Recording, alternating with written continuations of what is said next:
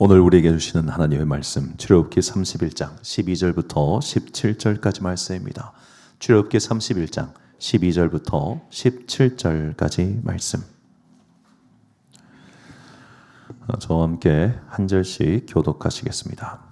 예수께서 모세에게 말씀하여 이르시되 너는 이스라엘 자손에게 말하여 이르기를 너희는 나의 안식일을 지키라.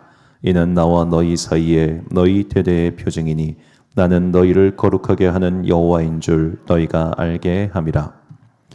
너희는 안식일을 지킬지니 이는 너희에게 거룩한 날이 됨이니라. 그날을 더럽히는 자는 모두 죽일지며 그날에 일하는 자는 모두 그 백성 중에서 그 생명이 끊어지리라. 엿새 동안은 일할 것이나 일곱째 날은 큰 안식일이니 여호와께 거룩한 것이라. 안식일에 일하는 자는 누구든지 반드시 죽일지니라. 이같이 이스라엘 자손이 안식일을 지켜서 그것으로 대대로 영원한 언약을 삼을 것이니 이는 나와 이스라엘 자손 사이에 영원한 표징이며 나 여호와가 엿새 동안에 천지를 창조하고 일곱째 날에 일을 마치고 쉬었음이니라 하라. 아멘. 안식일 정신으로 예배하라 라는 제목으로 하나님의 말씀 선포하겠습니다. 설교에는 크게 두 가지 기능이 있다고들 합니다. 첫 번째는 제사장으로서의 기능이고 두 번째는 예언자로서의 기능이라고 합니다. 이것을 간단하게 좀 말씀드리면 제사장의 역할은 하나님의 위로를 선포하는 것이고 예언자의 역할은 성도들에게 하나님의 정의, 하나님의 바름을 선포하는 겁니다. 이걸 조금 더 이해하기 쉽게 실례로 들자면은 제사장으로서의 설교는 하나님의 위로, 하나님의 복, 하나님의 축복, 하나님의 은혜, 오늘 지치고 힘든 우리의 삶을 위로하고 회복의 말씀을 선포하는 게 제사장으로서의 설교입니다. 저도 이런 설교만 하고 싶습니다. 왜냐하면 여러분들이 너무 피곤하기 때문이에요.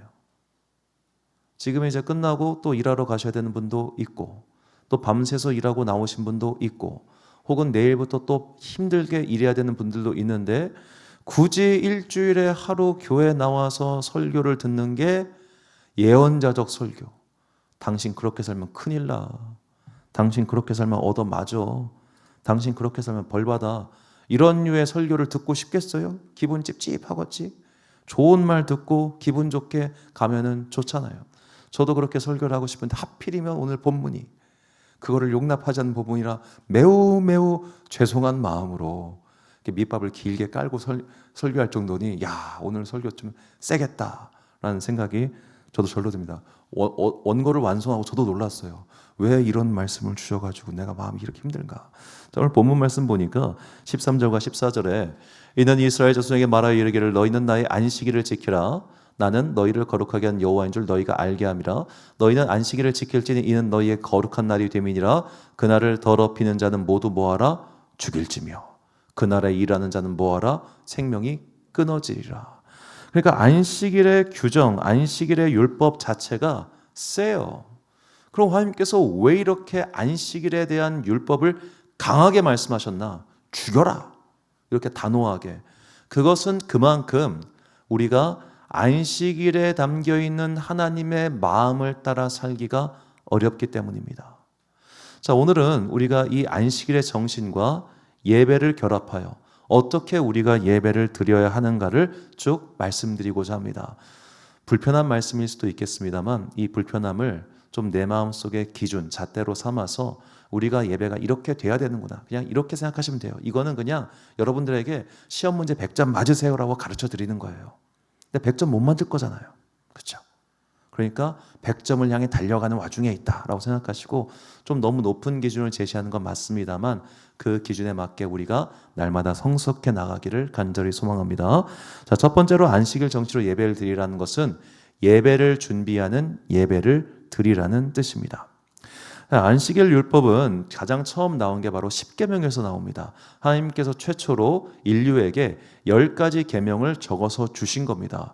우리는 이 사건을 굉장히 심각하고도 장중하게 받아들여야 됩니다. 이때가 언제예요?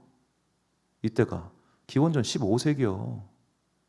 기원전 15세기에 우리나라는 당군왕검이 지금 그 곰이랑 호랑이가 서로 마늘 먹고 인간 되겠다고 싸우고 있던 그때에 하나님께서 10가지 계명을 주셔가지고 사람답게 사는 방법은 바로 이것이다라고 하신 거예요. 그런데 거기에 있는 10가지 계명 중에 가장 긴 계명이 뭐냐? 바로 안식일 계명입니다. 출애굽기 20장 8절부터 11절까지 말씀을 보니까 안식일을 기억하여 거룩하게 지키라. 엿새 동안은 힘써 내 모든 일을 행할 것이나 일곱째 날은 내 하나님 여호와의 안식일인즉 너나 내 아들이나 내 딸이나 내 남종이나 내 여종이나 내 가축이나 내 문 안에 먹은 객이라도 아무 일도 하지 말라. 이는 엿새 동안에 나 여호와가 하늘과 땅과 바다와 그 가운데 모든 것을 만들고 일곱째 날에 쉬었음이라. 그러므로 나 여호와가 안식일을 복되게 하여 그날을 거룩하게 하였느니라. 아멘. 압도적으로 깁니다. 나머지 9개 계명 다 합쳐도 저거랑 비슷하거나 조금 더 길 정도로 안식일 계명이 가장 길어요. 왜냐하면 안식일을 기억하여 거룩하게 지키는 방법을 설명하신 겁니다. 다른 거는 설명하지 않습니다. 이것만 설명하십니다. 왜 그랬을까요? 이 해석을 다른 거를 용납하지 않으시는 겁니다. 이거대로 해, 그거예요. 그런데 이 안식일 날 쉬는 거구나. 그런데 누가 쉬느냐? 나뿐만 아니라 나와 관련된 모든 것들이 다 쉬는 것. 이게 안식일을 거룩하게 지키는 겁니다. 즉 안식일의 정신은 쉬게 하라. 왜? 내가 너희를 쉬게 하였으니까. 누구를 쉬게 하라는 거예요? 나와 관련된 모든 사람들입니다. 예전에 여러분들 이제 그런 교회를 다녀보신 분은 없을 텐데 이 이제 고신측이라고 우리나라에서 가장 이제 보수적인 교단이 있습니다. 그 고신측 교회는 거의 2000년대 초반까지 성도들을 어떻게 훈련시켰냐면 주일날 대중교통을 이용하지 못하게 했습니다. 주일날 식당도 이용하지 못하게 했습니다. 주일날 교회 말고 아무 데도 못 가게 했습니다. 왜요? 내가 어딘가를 가서 식사를 하고 대중교통을 이용하고 하는 모든 것들은 그 사람들의 안식일을 빼앗는 거잖아요. 그 사람들에게 일거리를 주는 거 아닙니까? 그러니까 그런 세상에서 다르게 사는 모습을 보여줬어요. 그러니까 고신측 성도들은 자동차 없는 분들 걸어 다녔대요. 그 먼 곳까지 대중교통 이용하지 않고. 그렇게 고집스럽게 안식일을 지켰어요. 이런 안식일을 지키는 것은 오늘날 아주 완고한 유대인들도 마찬가지입니다. 이들은 안식일을 거룩하게 지키기 위해서 어떻게 하느냐? 주일날 가스불을 켜는 것도 노동이에요. 청소를 하는 것도 노동이에요. 테레비를 켜는 것도 노동이에요. 주일날 허용된 건 뭐만 허용되냐? 먹는 거, 말하는 것만 허용됐어요. 그럼 어떻게 해야 됩니까? 주일날 밥은 누가 차려요? 전날 차려놓은 걸 먹는 거예요.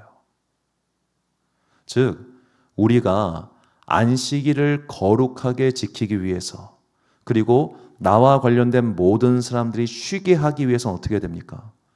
그 전날까지 내가 그 다음날 쉬어도 아무 이상이 없도록 나의 일을 끝내놔야 된다는 겁니다.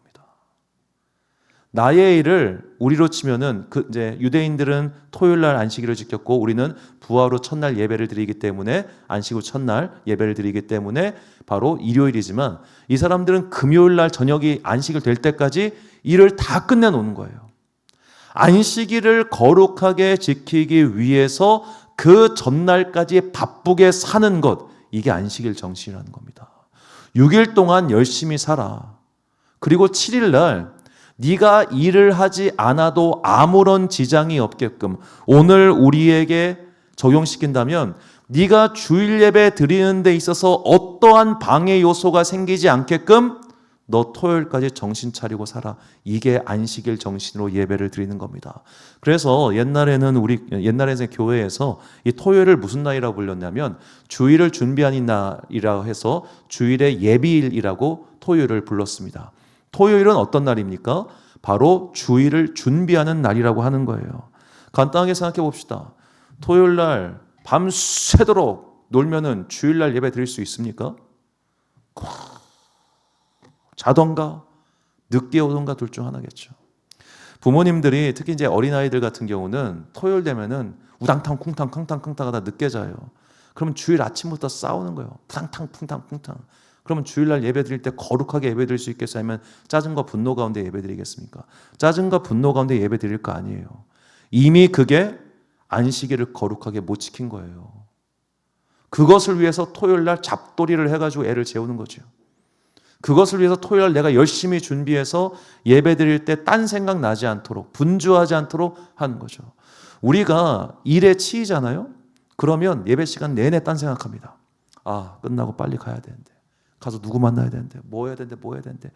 이 머리가 일로 가득 차 있으면 예배에 집중을 못 해요. 하나님은 그런 예배를 기뻐하지 않으십니다. 이렇게 비유하겠습니다. 자, 남녀가 데이트를 합니다. 남자가 막 뛰어와요. 야, 내가 늦었지? 안 늦었지? 시간 딱 맞네. 야, 근데 무슨 얘기 할 거 있지? 야, 몇 시까지 나 가야 되니까 빨리 얘기하자. 이러고 왔다가 얘기하고 갔어요. 그러면 상대방이 저 남자 참 귀하다. 나를 얼마나 사랑하길래 저렇게 바쁜 와중에도 달려와가지고 이렇게 헐레벌떡 차 마시고 갈까? 아유, 귀하다. 이렇게 생각하고 있어. 아니면은 속으로, 야, 쟤는 나를 참 하찮게 보나 보다. 저렇게 준비도 없이 뛰어와가지고 대충대충, 아유, 한두 번은 그럴 수 있어요. 근데 그게 반복되잖아요. 내가 그 사람을 대하는 태도가 그런 거예요. 우리 하나님을 어떻게 대하고 있습니까? 가짜게 대하고 있는 건 아닙니까? 그냥 대충 내가 와서 드려주는 거지. 그래서 안식일을 준비하는 것이란 그 마음까지 포함해서 내가 나의 삶에 분주한 것들을 정리를 하는 시간인 거예요. 우리의 예배는 이런 예배를 드려야 됩니다. 그래서 안식일 율법이 강한 율법인 거예요. 누가복음 10장 40절 말씀 보니까, 자, 마르다는 준비한 일이 많아 마음이 분주한지라 예수께 나아가 이르되 주여 내 동생이 나 혼자 일하게 두는 것을 생각하지 아니하시나이까 그를 명하사 나를 도와주라 하소서. 자, 예수님과 제자들이 마르다의 집에 찾아왔습니다. 마르다는 식사 대접하느라 정신이 없습니다. 그래서 마음이 분주하다라고 합니다. 이게 페리스파우라고 한 단어인데 신약 성경에서 여기서 딱 한 번만 나옵니다. 주의가 산만하고 불안하다라는 뜻이에요. 그런데 이 단어는 수동태예요. 그녀가 능동적으로 주의가 산만하고 불안해진 게 아니에요. 그 일이 그녀를 주의가 산만하고 불안하게 만든 겁니다. 오늘 나의 삶의 숙제가 거룩한 안식일을 방해합니다. 오늘 나의 삶에 해결되지 않은 수많은 일의 연장선이 나의 안식일 예배를 거룩하게 지키지 못하게 만들 겁니다. 집에 가스불 켜놓고 왔다고 생각해 보세요. 예배를 드릴 수 있겠나? 저도 그런 불안감이 있는 사람이라 가지고 내가 화장실 팬을 끄고 왔나 안 끄고 왔나 그런 생각하면 예배 시간 내내 그 생각할 거 아닙니까? 그러니까 오늘 예배를 잘 드리기 위해서 토요일 날 기타 등등 여러 가지 것들을 다 정리하는 그런 마음으로 예배를 드려야 된다는 거예요. 물론 어려운 거 이해합니다. 어젯밤에도 일했고 오늘도 나가서 일해야 되는데 그게 쉽겠습니까? 그러나 내가 그런 예배를 위해서 천천히 나아가지 않으면 예배가 내 삶을 이끄는 게 아니라 세상의 정욕이 내 삶을 이끌어요. 그러면 예배 자리에 앉아 있어도 그는 그리스도인이 아닌 거예요. 우리가 그런 안타까운 시간 낭비하지 않도록 예배 전배, 예배 후의 일들이 내 삶을 요동하지 않게 그걸 붙드는 예배, 준비하는 예배를 꼭 드려야 됩니다. 하나님께서 말씀하십니다. 레위기 26장 2절 말씀 보니까 너희는 내 안식일을 지키며 내 성소를 경외하라. 안식일을 지키는 것과 성소를 경외하는 것. 성소는 왜 갑니까? 예배 드리러 가죠. 즉 예배의 자리를 경외하는 것과 안식일을 지키는 건 하나로 묶을 수 있는데 내가 이 안식일을 잘 지키기 위해서는 하나님을 경외하는 마음으로 전날부터 잘 준비해야 되는 겁니다. 내가 중요한 클라이언트 만났는데 최소한 그 만나기 전에 이 사람과 어떻게 대화하고 뭘 할지 준비할 거 아닙니까? 그 정도의 마음은 가지고 우리가 예배를 준비하는 마음으로 예배를 드리시기 바랍니다. 자, 두 번째로 안식일 정시로 예배하는 것은 다른 사람을 귀히 여기는 예배입니다. 자, 이 안식일의 율법은 단순히 7일에 한 번 이 하루를 쉬는 것으로 그치지 않고 하나님께서 레위기 25장에서 이 율법을 확대하시는데 그게 바로 안식년의 율법입니다. 레위기 25장 3절과 4절 말씀 보니까 너는 6년 동안 그 밭에 파종하며 6년 동안 그 포도원을 가꾸어 그 소출을 거둘 것이나 일곱째 해에는 그 땅이 쉬어 안식하게 할지니 여호와께 대한 안식이라. 너는 그 밭에 파종하거나 포도원을 가꾸지 말며 내가 거둔 후에 자라는 것을 거두지 말고 가꾸지 아니한 포도나무가 맺은 열매를 거두지 말라. 이는 땅의 안식년임이니라. 아멘. 그러니까 농사 지을 때 땅이 좀 쉴 수 있도록 휴지기를 갖게 하라. 이게 안식년의 첫 번째 율법입니다. 자, 이것은 사실 오늘날 농사를 짓지 않는 우리에게 그런 게 있었나 보다 라고 할 수 있는 법이죠. 그런데 여기에 다른 또 안식년의 율법이 있습니다. 신명기 15장 1절, 2절, 12절 말씀 보니까 매 7년 끝에는 빚을 면제하여 주십시오. 면제 규례는 이러합니다. 누구든지 이웃에게 돈을 꾸어준 사람은 그 빚을 면제하여 주십시오. 주님께서 면제를 선포하였기 때문에 이웃이나 동족의 빚을 갚으라고 다그쳐서는 안 됩니다. 당신들 동족 히브리 사람이 남자든지 여자든지 당신들에게 팔려와서 6해 동안 당신들을 섬겼거든 7째 해에는 그에게 자유를 주어서 내보내십시오. 자, 이 말씀은 아주 구체적으로 유대인들의 돈에 관련된 말씀인 겁니다. 내가 누구에게 돈을 꿔줬습니다. 그런데 7년째 해가 돼서 안식년이 되면, 그러니까 돈 꿔준 이후로 7년이 아니에요. 그냥 예를 들어 1907년, 1914년, 1921년 이런 식으로 반복되는 안식년이 되는 그 해에는 무조건 빚을 면제해 주라는 겁니다. 이거 할 수 있는 사람 있습니까? 난 못하겠네. 이렇게 하면 도덕적 해이가 발생해가지고 누가 돈 갚으려고 하겠어요. 7년 동안 이자만 내고 버티지. 그러니까 이 말씀은 우리에게 굉장히 이해하기 힘들고 어려운 말씀이에요. 그리고 더군다나 내가 노예를 샀습니다. 공짜로 샀습니까? 그 사람이 나에게 빚을 졌던 뭐를 졌던 했으니까 그 사람이 지금 노예로 사는 거 아니에요. 그런데 언제든지 이 사람이 7째에는 그에게 자유를 줘서 내보내라는 겁니다. 그 이상 넘어가지 않게. 왜 하나님은 이런 경제 원리에도 안 맞고 경제 상식에도 안 맞고 이런 말도 안 돼 보이는 어려운 명령을 주셨을까요? 왜? 내가 너희를 그렇게 대했으니까. 신명기 15장 9절과 18절 말씀 보니까 당신들은 삼가서 마음에 악한 생각을 품지 마십시오. 빚을 면제하여 준 해인 7째 해가 가까이 왔다고 해서 인색한 마음으로 가난한 종족을 냉대하며 아무것도 구워주지 않아서는 안 됩니다. 그가 당신들을 걸어 주님께 호소하면 당신들이 죄인이 될 것입니다. 남녀 종에게 자유를 주어서 내보내는 것을 언짢게 생각하지 마십시오. 그들은 6해 동안 품바리꾼이 받을 품삯의 2배는 될 만큼 당신들을 섬겼습니다. 그렇게 내보내야만 주 당신들의 하나님이 당신들이 하는 모든 일에 복을 내려 주실 것입니다. 왜 이렇게 섬겨야 되는가? 내가 너희들에게 복 줬잖아. 내가 너희들을 이집트에서 노예살이 하던 거 아무런 값없이 속량해 줬잖아. 내가 너희에게 돈 벌 능력을 줬고 재물을 줬잖아. 그러니까 너도 다른 사람을 그렇게 대해야 된다. 이것이 안식년에 담긴 정신입니다.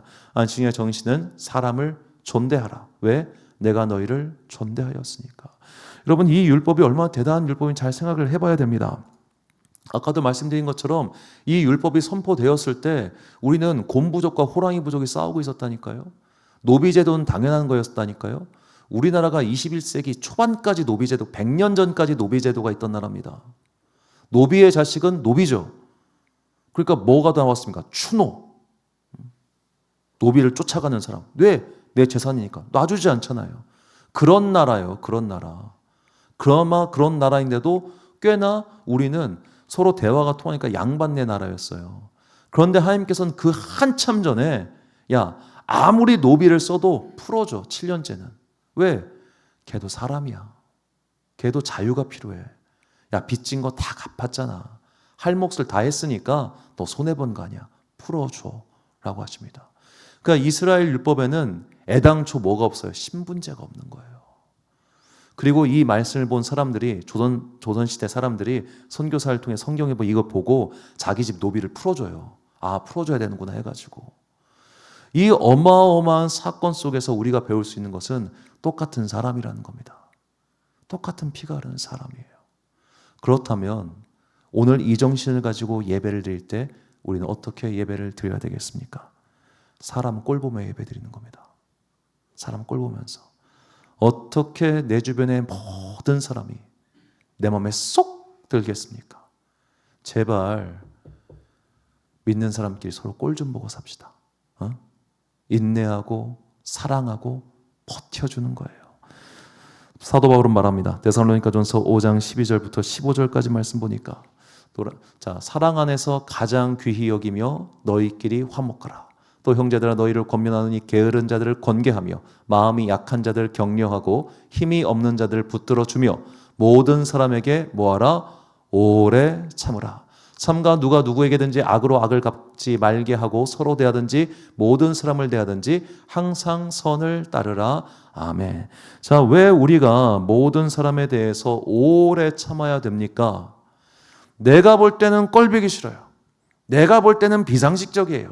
내가 볼 때는 무례해요. 내가 볼 때는 한심해요. 내가 볼 때는 저따구로 살아서 저 인생 어떻게 될까 매우 궁금해요. 그런데 하나님 보실 땐 다를 수 있어요. 하나님 보실 때 그 사람도 귀한 사람일 수 있어요. 내가 하나님의 마음을 모르는데 어떻게 남을 함부로 평가하고 대합니까? 이게 안식년에 담긴 사람 존대의 마음이며 우리는 이 마음을 가지고 믿음 생활해야 되고 이 마음 가지고 예배를 드려야 됩니다. 예전에 제 스승 목사님께서 이 오래 참음에 대해서 이런 말씀하신 적이 있어요.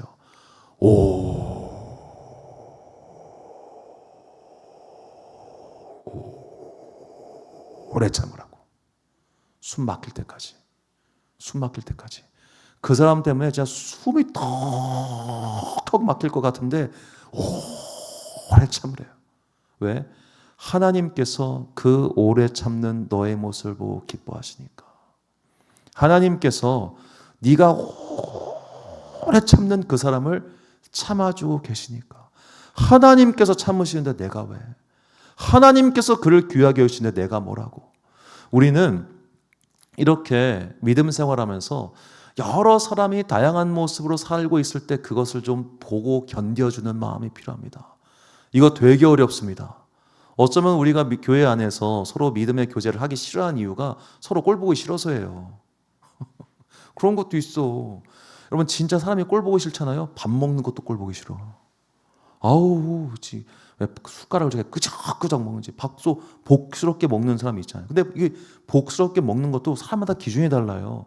제가 어렸을 때 진짜 복스럽게 먹는다는 얘기 많이 들었거든요. 그냥 볼에 한가득 그냥 다람쥐 마냥 집어넣고 그냥 아구 씹어 먹었단 말이에요. 지금 이 나이 먹고 그렇게 먹으면 어떻게 되겠어? 사람들이 볼 때. 아유, 교양 없어 세상에 진짜. 이 말 듣기 딱 좋잖아요.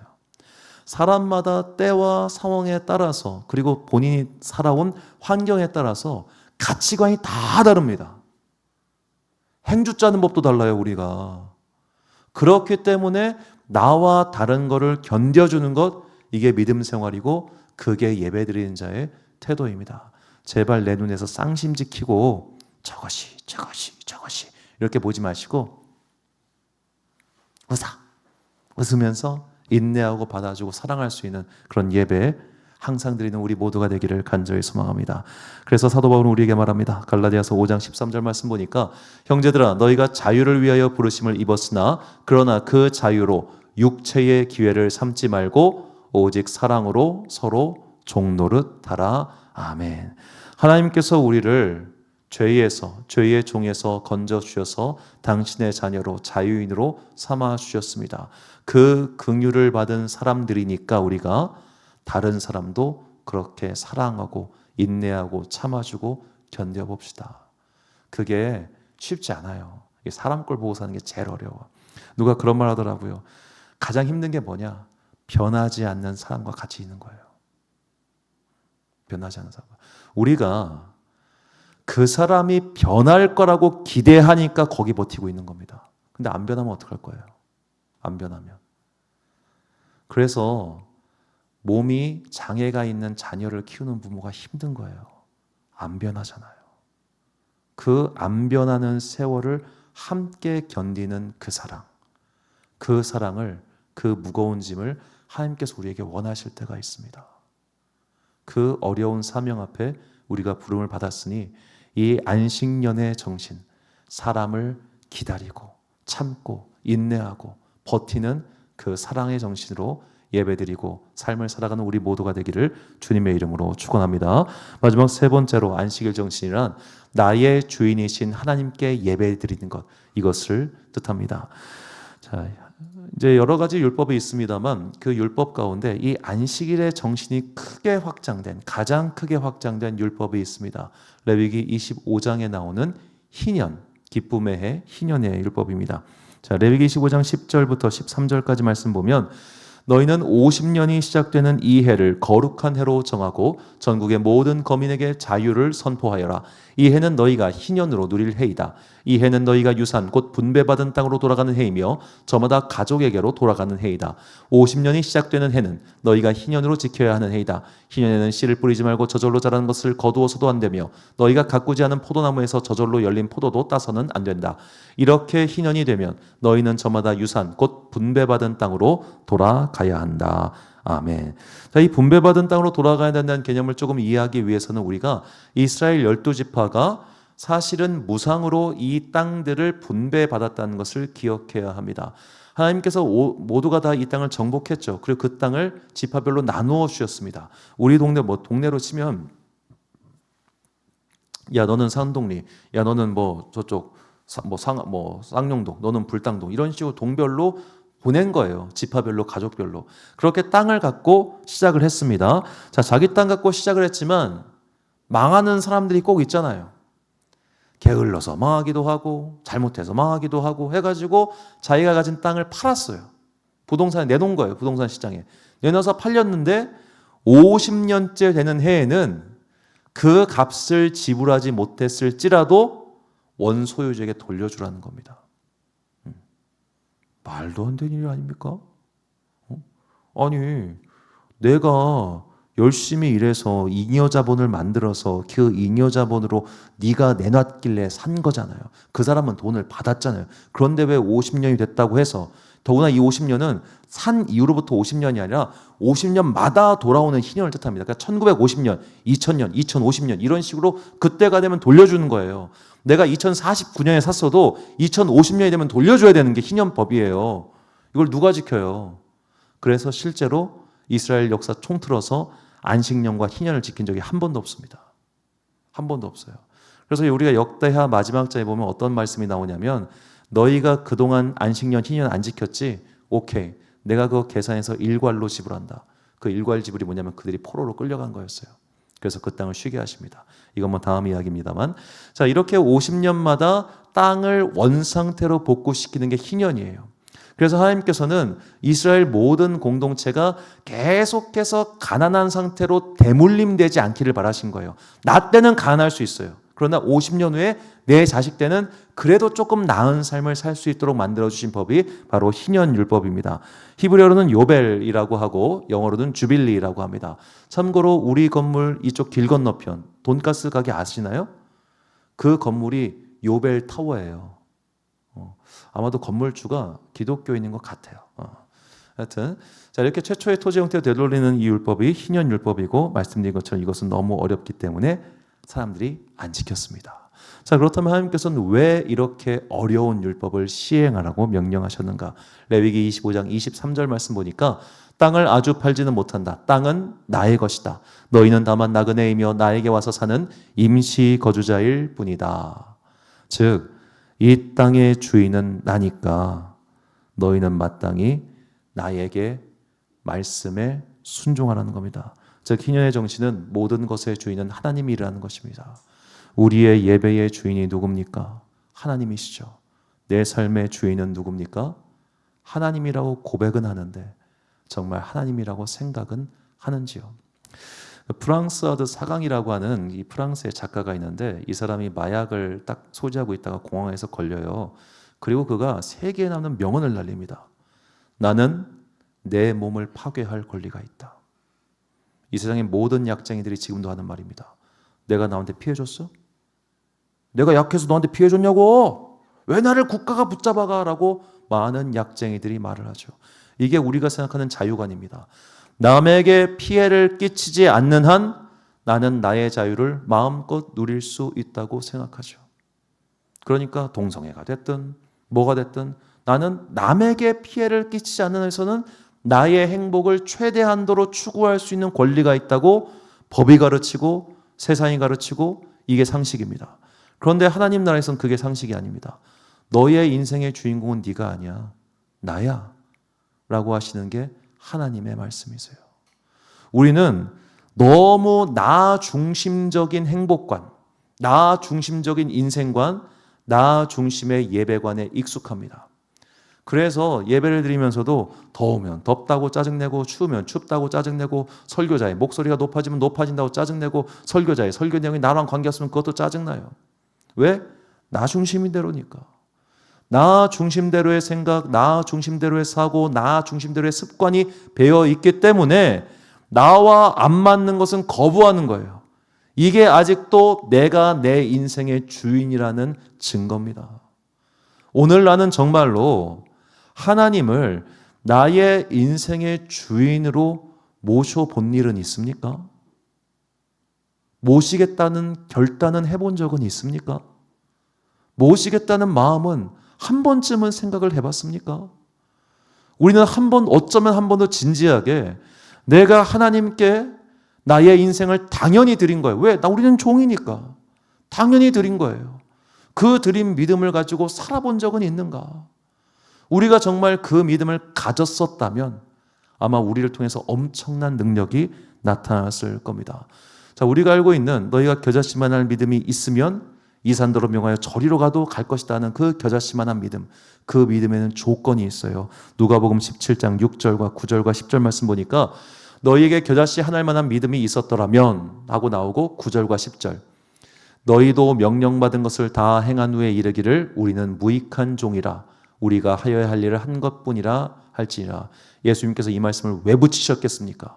겨자씨 한 알만한 그 믿음은 어떤 믿음이냐? 나는 무익한 종입니다.